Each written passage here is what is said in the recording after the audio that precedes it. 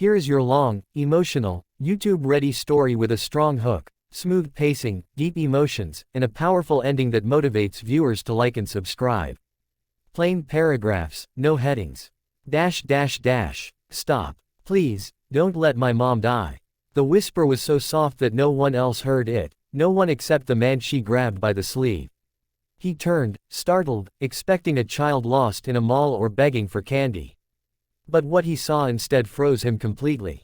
A little girl, no more than 6, her cheeks streaked with tears, clutching a torn schoolbag and staring up at him as if he was her last hope. "Sir, please," she cried again. "My mom, she's really sick." People walked past them, busy with their own lives, unaware that a child's whole world was collapsing in the middle of the street.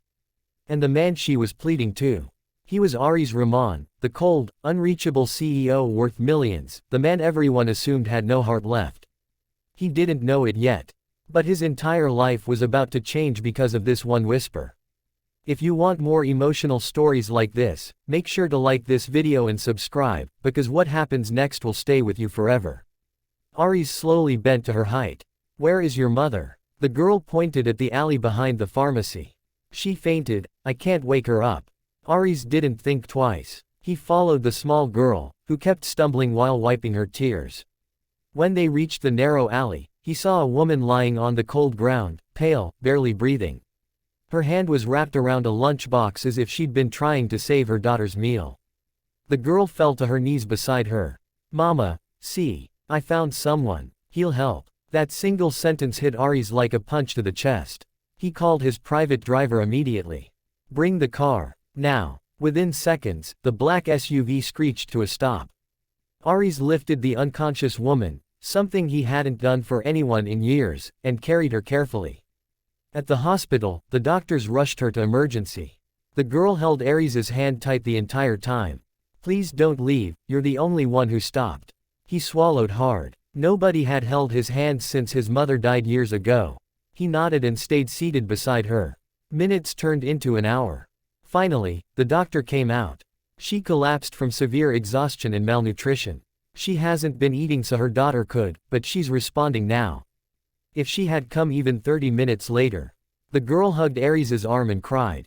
He felt something unfamiliar in his chest, a warmth he thought he had buried forever. When the woman woke up, confused and weak, her eyes widened at the sight of him.